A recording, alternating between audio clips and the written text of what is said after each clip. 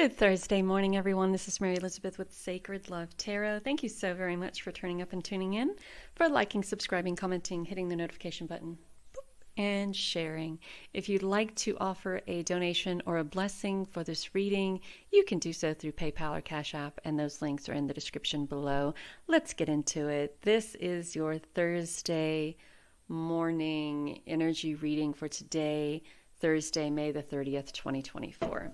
Here we go. Again, thank you so very much for turning up and tuning in. Sorry about the shaky table. We can just look at it as Elvis's shaky leg. All right, so we have the Six of Pentacles, the Hermit. Ooh, and the Four of Pentacles, you guys. All right, so I kind of feel that what you're being guided to do here is to dive into that divine wisdom that you have and recognize your value, because that Four of Pentacles is not about value. That Four of Pentacles is very much closed off to value, closed off to other people's offerings or other people's donations or other people's blessings. It's even closed off to the energy of the energy that you should be projecting of value, of recognition, of appreciation, and of gratitude. I mean, yes, the green does talk about being very open. It's that heart chakra, but that green also talks about dealing with healing and dealing with the energy of worthiness and deserving, and also dealing with the physical energy one feels when you don't feel as if you're worthy and deserving of what other people see in you, right? So with the Six of Pentacles, you're about giving. There's a sense of giving, but you can see that she isn't paying any attention to the elderly woman who is offering, right?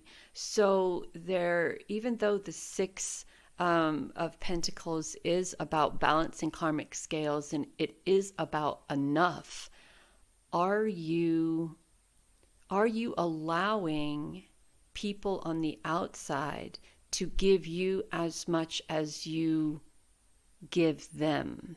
I think the question here, that's the question here. And that Hermit is tapping into that divine wisdom and allowing yourself to be more free in regards to accepting what it is that you're worthy of, and releasing any type of negative feelings or of guilt. You may be feeling negative feelings or guilt, or negative feelings and guilt around the energy of accepting, but also stop allowing other people to tell you that you have to sacrifice something in order to be happy. And that's a big one. We put out there our dreams and desires, our wants and our needs, and then we have other people tell us that we have to struggle and we have to sacrifice this and this and this, and then we carry that burden around with us to the point to where we unintentionally overwhelm ourselves or think ourselves right out of the blessing that we could be getting from those who see our value, or those who see that we deserve, right?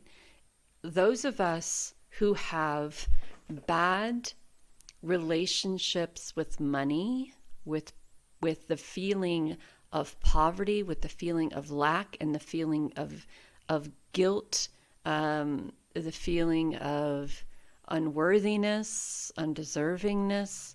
I think this for us is saying, look, you have this wonderful ability, power. You are a significant divine being. And the more you allow yourself to come in to your gifts, the more you allow yourself to be open to the present moment, the more you allow yourself to be in this energy of accepting, deserving, the more the energy of prosperity and abundance comes to you, right? And the high priestess, I kind of feel, brings a significant balance to this reading, because we start off with that Six of Pentacles, giving and giving and giving. And then we feel the need to kind of protect what it is that, we have acquired, because the energy of acquiring for some of us is few and far between. And when we do allow ourselves finally to be deserving of the abundance or prosperity or blessings that do come, we automatically feel guilty about it, and we carry that burden.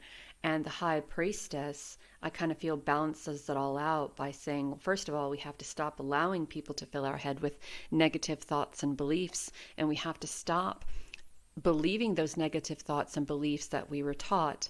And then we must transition into seeing ourselves as this divine being having a co-creation relationship with spirit, and really stop doubting our gifts, our abilities, our power to receive and achieve, and also to allow people to help us as we help others. A lot of us really overextend.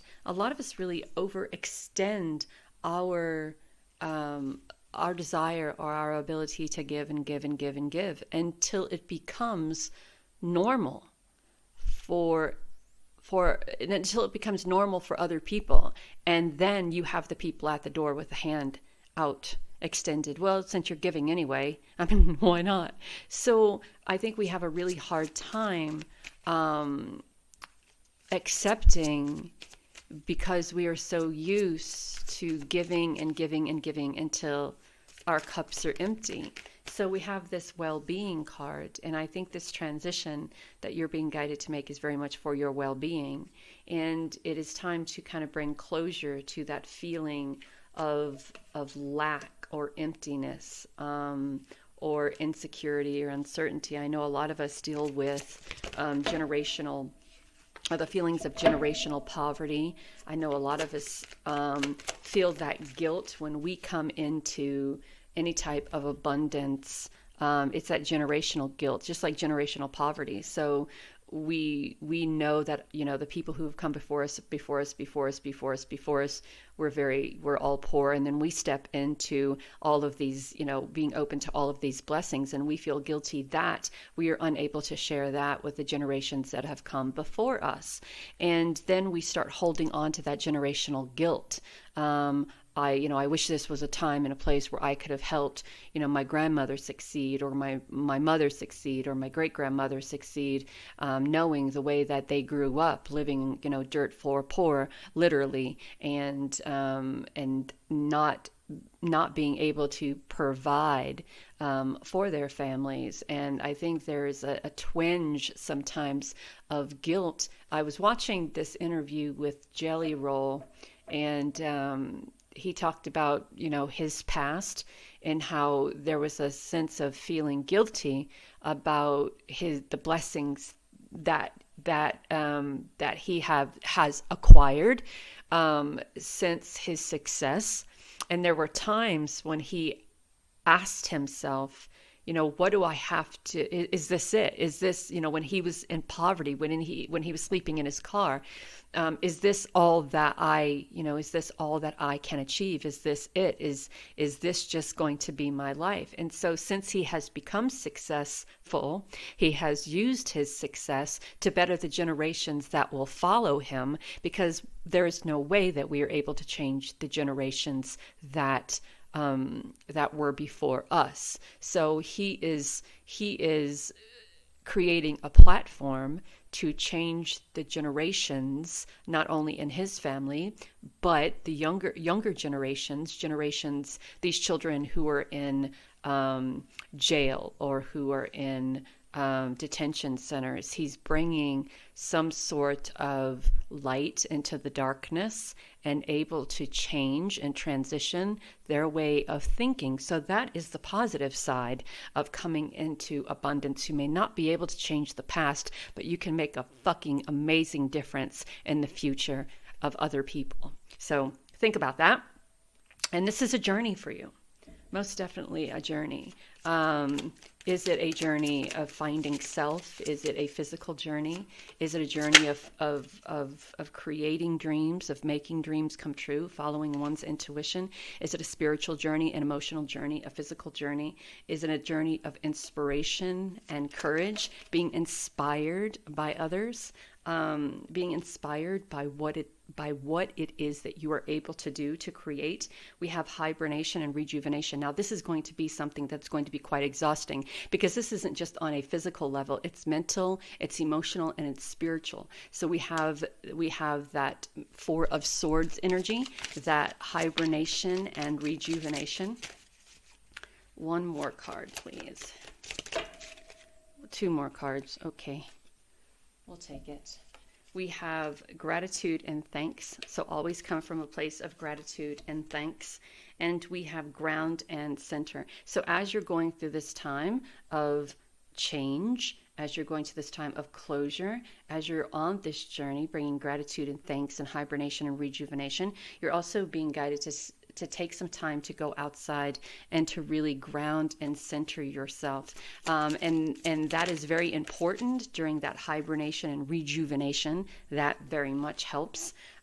We have creative project for our last card, and it says, your soul longs to express itself in creative ways. We're guiding you to infuse artistry and creativity in your life. Creative expression makes you feel alive and excited and reignites passion toward your life. So that travel card could possibly be you traveling towards a creative project, creative expression, a creative passion that helps you bring closure to the doubt or insecurities or hardships you may be going through and or feeling. And therefore that closure allows new blessings, that it kind of makes room for new blessings in your life. So know that you are divinely guided and loved, my friends. Have a great and wonderful Thursday. Talk soon. Bye.